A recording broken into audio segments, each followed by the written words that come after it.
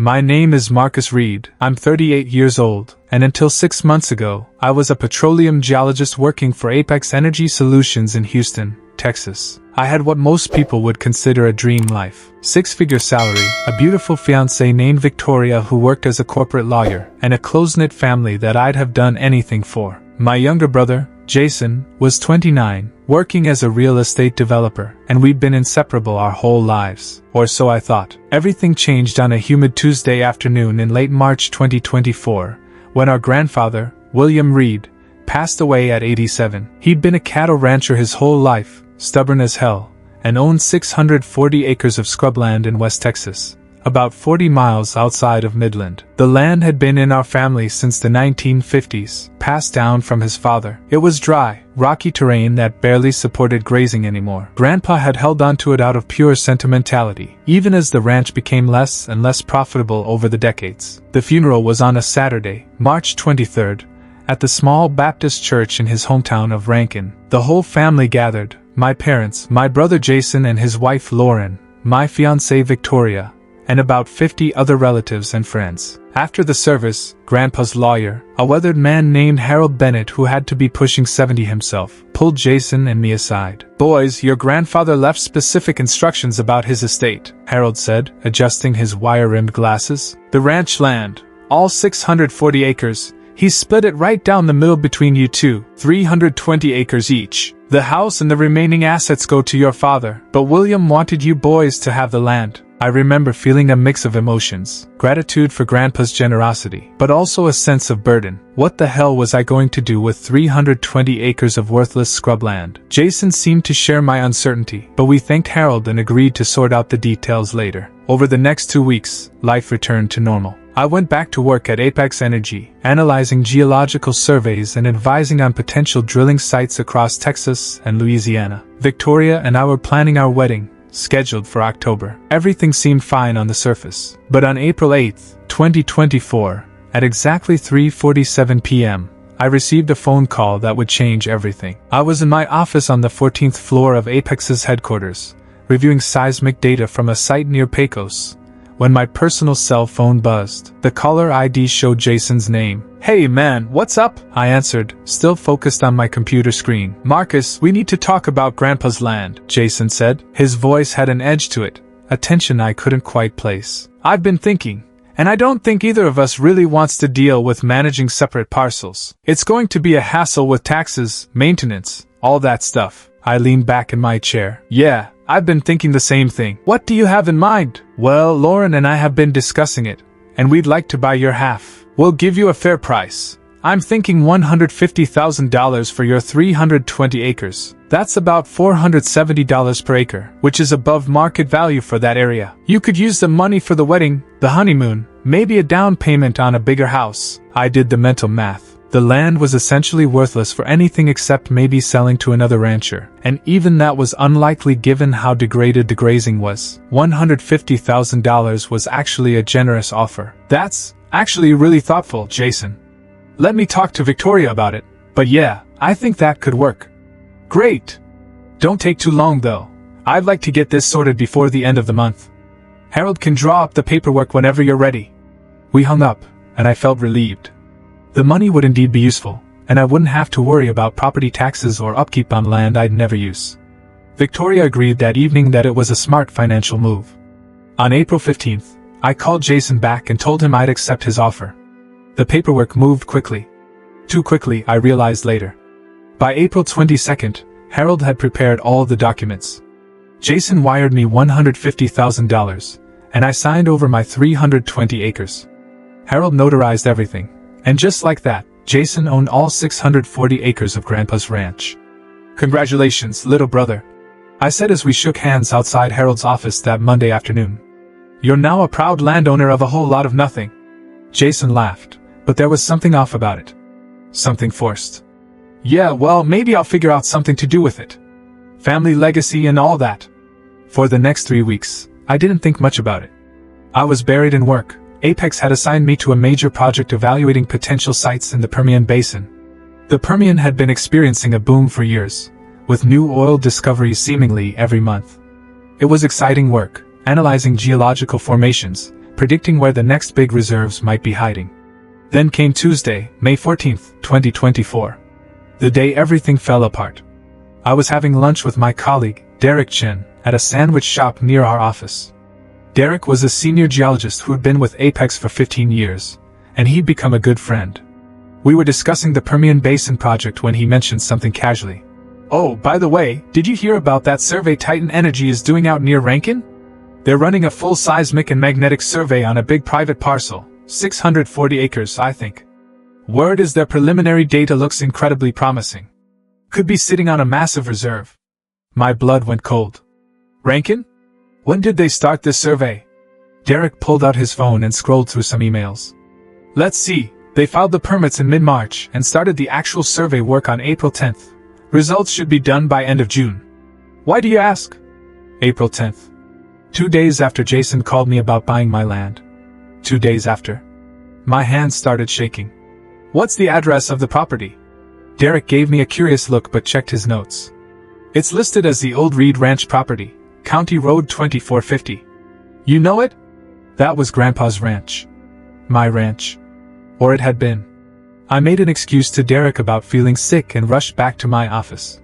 I immediately started digging through internal Apex databases, industry reports, any information I could find. What I discovered made me want to vomit. Titan Energy had approached the county in early March to file for survey permits on Grandpa's land. The preliminary geological assessments, publicly available if you knew where to look, suggested potential oil reserves worth hundreds of millions of dollars. The survey was just to confirm the extent of the deposit. Jason was a real estate developer. He worked in commercial properties, strip malls, apartment complexes. But his firm, Harmon Development Group, had done several projects in partnership with energy companies. He would have had connections. He would have heard the rumors. My brother had known. Before Grandpa's funeral. Before he made that offer.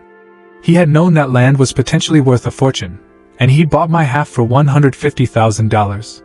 I sat at my desk, staring at my computer screen, rage building in my chest like a pressure cooker. My own brother, my best friend, had betrayed me for money. But I needed proof. I needed to be absolutely certain before I did anything. Over the next week, I became obsessed. I spent every evening after work investigating. I created fake accounts and joined real estate investor forums, energy sector discussion boards, anywhere I might find information. I called in favors with colleagues, asked vague questions about Titan Energy's activities. On May 20th, I found the smoking gun. Buried in a small industry newsletter dated March 5th, 2024, 9 days before Grandpa died, was a brief mention. Titan Energy has identified a promising prospect in Upton County. Sources indicate the company is awaiting resolution of property ownership issues before proceeding with formal survey work on the 640-acre Reed Ranch property. They'd been waiting for Grandpa to die. And somehow, Jason had known about it. I made a decision that night. I called an old friend from college, Trevor Morrison, who now worked as a private investigator in Dallas. I wired him $5,000 and asked him to dig into Jason's communications, his business dealings, everything. Trevor was good. Very good. By May 30th, he sent me a detailed report that confirmed my worst fears. Jason had been contacted in February 2024 by a consultant who worked with Titan Energy. The consultant, a man named Richard Voss, had reached out through LinkedIn, mentioning that he'd heard Jason's family owned property in Upton County. They'd met for coffee on February 23rd in Houston. Richard had strongly hinted, without explicitly stating, because that would be illegal, that Titan was very interested in properties in that specific area. But here's where it got worse. Much worse. Trevor had obtained phone records, don't ask me how, that showed Jason had been in frequent contact with Richard throughout March and April. But the most damning evidence was a series of text messages between Jason and his wife, Lauren, dated April 6, 2024. Jason, talk to Richard again. Titan is definitely moving forward with the survey. He says if the results are what they expect, they'll offer between $8 to $12 million for the full parcel. Lauren, holy shit. That's life-changing money, babe. Jason, I know. But we need to get Marcus's half first. If he finds out about the oil potential, he'll never sell. Lauren, what are you going to tell him? Jason, that we want to keep Grandpa's land in the family. Make it seem like a favor to him, taking the burden off his hands. Offer him just enough that it seems generous but not suspicious. Lauren, you really think he'll go for it? Jason, Marcus trusts me. He won't even question it. I read those messages 20 times. Each time, the betrayal cut deeper. This wasn't just greed, this was calculated manipulation. He'd exploited my trust, our brotherhood, for money. But the messages revealed something else crucial. The deal with Titan wasn't done yet. They were waiting for the survey results before making an official offer. That meant the land technically hadn't been sold to the oil company yet. Jason still owned it, waiting for his payday. If you enjoy stories of cold-blooded revenge and gripping plot twists, like this video and subscribe to the channel now. There are brand new unreleased stories here every day, each one more intense than the last. I sat in my apartment on the evening of May 30th, Victoria asleep in the bedroom, and I started planning. My hands were steady now. The shock had worn off, replaced by something colder, more focused. I was a petroleum geologist. I knew how this industry worked. I knew the timelines, the regulations, the loopholes. And I knew exactly how to make Jason pay. My plan had 3 phases. Phase 1, gather leverage. I contacted Harold Bennett, Grandpa's lawyer, on June 3rd. I told him I had some concerns about the land sale and wanted to review the original inheritance documents. Harold was reluctant at first, but I insisted, and he finally sent me copies. I reviewed every word of Grandpa's will. There was a clause I'd missed before, a standard provision that gave beneficiaries a 90-day right of rescission if they discovered material misrepresentation or fraud in the inducement of sale. The sale had occurred on April 22nd. It was now June 3rd. I had 43 days left. But I needed more than just the right to cancel the sale. I needed to destroy Jason completely. Phase 2, create competing pressure. I had connections in the energy sector through Apex. Using a burner email account, I anonymously tipped off 3 of Titan Energy's biggest competitors, Blackstone Petroleum, Meridian Energy, and Crestview Oil and Gas, about the promising survey results at the Reed Ranch. I included enough technical details from the preliminary reports to make it credible, but framed it as leaked information from a disgruntled Titan employee. Within days, all 3 companies started making inquiries with the Upton County Land Office. The pressure was building. If Titan didn't move fast, they'd face a bidding war. Phase 3, the trap. On June 12th, I called Jason. My voice was friendly, casual. Hey man, how's it going? Haven't talked to you in a while. Marcus. Yeah, I've been busy with some projects. What's up? I was thinking about that land. Grandpa's old place. I know I sold you my half, but I've been feeling, I don't know, guilty about it. Like I gave up on family legacy too quickly. Victoria and I were thinking about visiting the ranch this weekend, maybe have a little picnic, reminisce about Grandpa. You want to join us? Bring Lauren? There was a pause. This weekend might not work for me. We've got some things going on. Come on, Jason. It would mean a lot. Just a few hours. I want to see the old place one more time, and I'd like to do it with you. Please? I could hear him calculating, weighing whether my visit might interfere with whatever timeline he was working on. Finally, he agreed. Okay, yeah? Saturday at noon? Perfect. That night, I made a series of phone calls. I contacted a lawyer I knew from Apex's legal department, Patricia Morales, and asked her to draft documents on my behalf. I explained the situation, leaving out some of the shadier aspects of how I'd obtained my information, and she agreed to help. The documents would claim fraud in the inducement, citing newly discovered evidence that Jason had material knowledge of the oil survey before purchasing my land. I also reached out to Richard Voss, the Titan Energy consultant, through a fake LinkedIn profile posing as a freelance energy journalist. I told him I was writing a story about oil discoveries in West Texas and had heard rumors about the Reed Ranch survey. Would he be willing to comment? He declined, but his panicked response told me everything I needed to know. The deal was close to being finalized. On Friday, June 14th, I took a personal day from work. I drove out to Midland and met with a local real estate attorney named Douglas Kimbrough. I showed him everything, the text messages, the timeline, the preliminary survey reports, Grandpa's will with the rescission clause. Douglas was a sharp man in his late 50s with gray hair and a no-nonsense attitude. He reviewed the materials for 2 hours, then looked up at me. Mr. Reed, you have grounds for fraud. The question is whether you want to pursue legal remedies or something else. What's the something else? If you invoke the rescission clause and return the $150,000 within the 90-day window, the sale is voided. You get your 320 acres back. Your brother gets nothing except the money he paid you, which he'd have to accept back. And then? Douglas smiled. It wasn't a pleasant smile. Then you own half of what's potentially one of the most valuable pieces of undeveloped land in West Texas. And your brother owns the other half. But here's where it gets interesting. Titan Energy would need both owners' signatures to proceed with any development deal. You'd have veto power. The implications hit me like a freight train.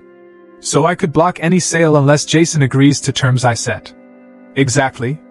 You could demand a 50-50 split of any proceeds, full transparency, or simply refuse to sell at any price.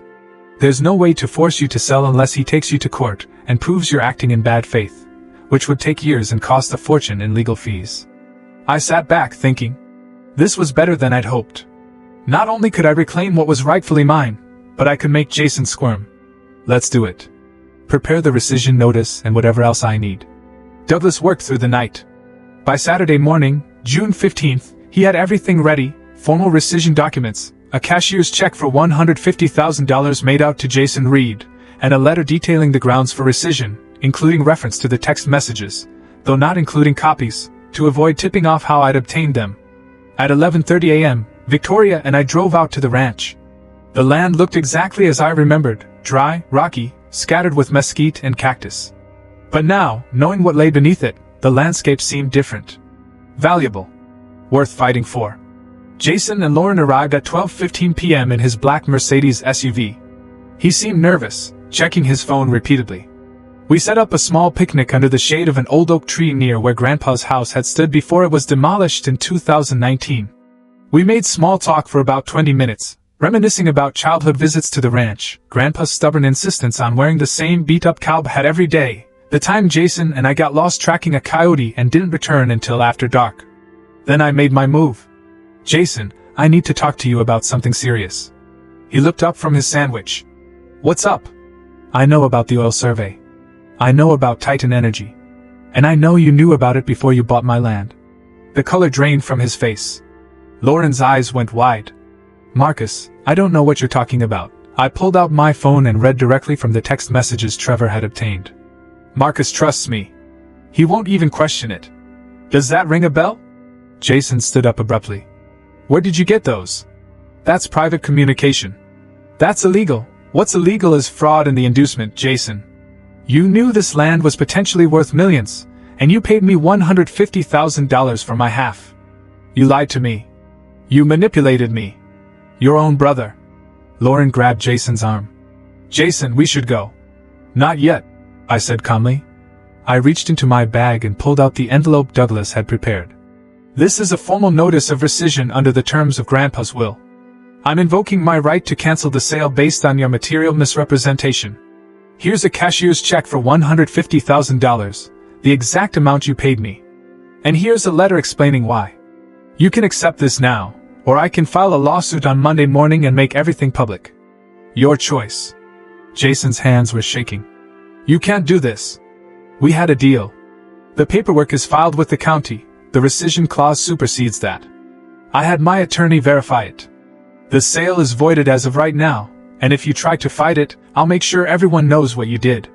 Your clients, your business partners, mom and dad, everyone. How do you think Harmon Development Group will feel about having a partner who commits fraud against his own family? Marcus, please. Lauren started, but I cut her off. I don't want to hear it, Lauren. You were in on this from the beginning. You encouraged him to screw me over. Jason sat back down, his head in his hands. What do you want? I want what's fair. I want my 320 acres back. And when Titan Energy or whoever else wants to buy this land, we split everything 50-50. Equal partners.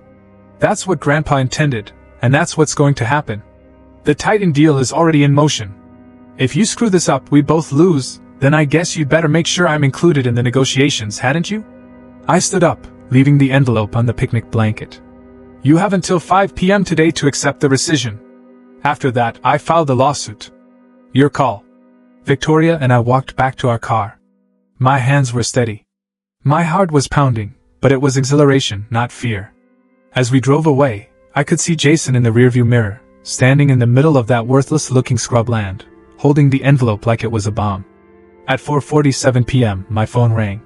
It was Harold Bennett. "Marcus, Jason just called me. He's agreed to accept the rescission. He's wiring back your deposit and signing the voiding documents." He didn't sound happy. I bet he didn't. "Thanks, Harold. Send me the paperwork as soon as it's processed." Victoria squeezed my hand. "I'm proud of you. He deserved that." But I wasn't done. Not even close. Over the next 2 weeks, the situation escalated beautifully. The competing interest I generated from other energy companies created exactly the chaos I'd hoped for. Blackstone Petroleum contacted the county land office on June 18th, trying to initiate their own survey. Titan Energy, realizing they were about to lose their exclusive opportunity, accelerated their timeline. On June 24, 2024, a representative from Titan Energy, a crisp woman in her 40s named Sandra Brennan, called me directly. "Mr. Reed, I understand you recently reclaimed ownership of 320 acres of the Reed Ranch property." "That's correct. We're prepared to make an offer for the full 640 acres. However, we need both you and your brother to agree to the terms. Are you willing to negotiate?" "Absolutely. But I have conditions." "What conditions?" "First, any offer has to be split exactly 50-50 between Jason and me. Second, I want full transparency on the survey results and the geological assessments. Third, I want a clause that if you resell or develop the mineral rights for more than your purchase price, we get a percentage of the profit. And fourth, this is non-negotiable. Jason has to personally apologize to me in writing for attempting to defraud me." There was a long silence. "Mr. Reed, these are unusual terms. Take it or leave it, Sandra. I know Blackstone and Meridian are sniffing around. How long do you think your exclusive window lasts?" She called back 2 days later. "We accept your terms." The survey results came back on July 8, 2024. The reserve estimates were staggering, approximately 45 million barrels of recoverable oil, potentially worth over $3.2 billion at current market prices.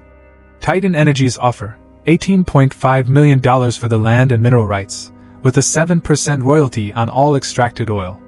The contract signing was scheduled for July 22 at a law office in Midland. Both Jason and I had to be present. I arrived 15 minutes early with Victoria and Douglas Kimbrough. Jason showed up right at 10 a.m. with Lauren and his own attorney, a nervous-looking man who clearly wished he was anywhere else. We sat on opposite sides of a large conference table. Sandra Brennan and 2 other Titan executives sat at the head, with stacks of documents prepared. "Before we begin," Sandra said, "I need to confirm both parties agree to the terms as outlined." "I agree," I said. Jason stared at the table. "I agree." "Excellent. Mr. Jason Reed, I believe you have something to provide to your brother before we proceed?" Jason's jaw clenched. He pulled out a handwritten letter and slid it across the table to me. His handwriting was barely controlled, the words tight and angry. "Marcus, I apologize for misleading you about the land sale. My actions were wrong and I betrayed your trust. I'm sorry." "Jason, it wasn't heartfelt. It wasn't sincere. But it was in writing, and that's what mattered." We signed the contracts. The $18.5 million was to be split, $9.25 million each. The 7% royalty would likewise be divided equally.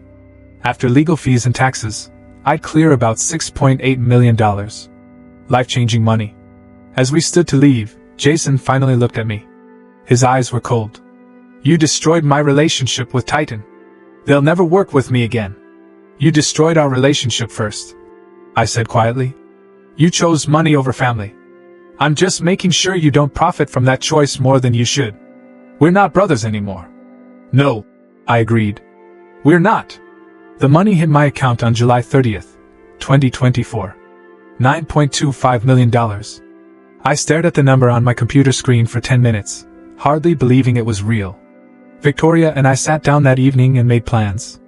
We paid off her law school loans, $180,000. We paid off my car, our credit cards, everything. We put $2 million into investments. We bought a beautiful house in the Heights neighborhood of Houston, something we never could have afforded before. We moved the wedding to a venue we actually wanted instead of settling for what we could afford, but more importantly, I made some other decisions. I took $500,000 and set up a trust fund for my parents. They'd always struggled financially, especially after Dad's medical bills from his heart attack in 2019. I called Mom on August 5th and told her about the trust. She cried for 20 minutes. "Marcus, honey, this is too much." "It's not too much, Mom.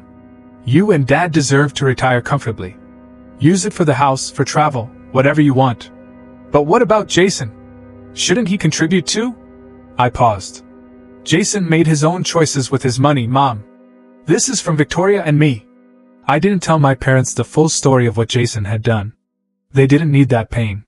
But I think Mom understood, on some level, that something had broken between us. Jason, for his part, seemed to spiral. I heard through mutual friends that he'd immediately bought a Porsche, a vacation home in Colorado, and started flashing money around. But Titan Energy, true to what he predicted, blacklisted him in the industry. Other energy companies heard about the drama surrounding the Reed Ranch deal and became wary of working with him. His real estate development firm lost 2 major contracts by September. Lauren left him in October. I heard she'd filed for divorce, citing irreconcilable differences. But friends told me the real reason was that she'd caught him having an affair with a 25-year-old assistant. Apparently, money hadn't bought him happiness or loyalty. Meanwhile, my life flourished. Victoria and I got married on October 12, 2024, at a beautiful estate in the Texas Hill Country. My parents were there, beaming with pride. Jason wasn't invited. At Apex Energy, I'd gained a reputation as someone who understood not just the geology but the business side of oil deals. In November, I was promoted to senior principal geologist with a significant raise. My work on the Permian Basin project led to 3 successful drilling sites, and I became something of a golden boy at the company. By December, the first royalty check from the Titan Energy drilling operation arrived, $147,000. Just the first of many. On Christmas Eve 2024, I received a text message from an unknown number. I almost deleted it, but something made me open it. "You were right. I chose money over family. I'm paying for it now. Lauren's gone. Half my clients are gone. Mom barely talks to me. Was it worth it? For you, I mean?" Jay. I stared at that message for a long time. Victoria was in the kitchen making hot chocolate, Christmas music playing softly in the background. Our new house was warm and filled with light. In a few weeks, we'd find out she was pregnant with our first child. "Was it worth it?" I typed back. "I didn't set out to destroy you, Jason. I just wanted what was fair. What you took from me. You made your choices, and choices have consequences. I hope someday you understand that. I hope someday you become someone who deserves forgiveness. But we're not there yet. Maybe we never will be. Take care of yourself." I never heard from him again. As I sit here now, in early 2025, writing this all down, I think about the lessons I learned. Trust is fragile. Family doesn't always mean loyalty. And sometimes, the people closest to you are the ones who will hurt you the worst. But I also learned that you don't have to be a victim. You don't have to accept betrayal just because it comes from someone you love. You have the right to fight for what's yours, to demand fairness, to refuse to be taken advantage of. The oil from Grandpa's land is flowing now. Every month, I get a check that represents his legacy, not just to me, but to the values he tried to instill in us. Hard work. Honesty. Fairness. Jason forgot those values when he saw dollar signs. I didn't. Victoria gave birth to our daughter, Emma, on August 2nd, 2025. She's beautiful and perfect, and I look at her sometimes and think about the world I want her to grow up in. A world where doing the right thing matters. Where integrity isn't negotiable. Where family means something more than just shared DNA. I sold my useless, inherited land, just like Jason wanted me to. But unlike him, I didn't sell it for peanuts. I fought for its true value. And in the process, I learned that the most valuable thing you inherit isn't land or money. It's the knowledge of what you're truly worth. And the courage to demand that others recognize it too. Grandpa would have been proud. If you enjoyed this story, please like this video and leave a comment telling me what you thought. And if you haven't subscribed to the channel yet, please subscribe and hit the notification bell to get alerts about new stories like this one. Thanks for watching, and I'll see you in the next one.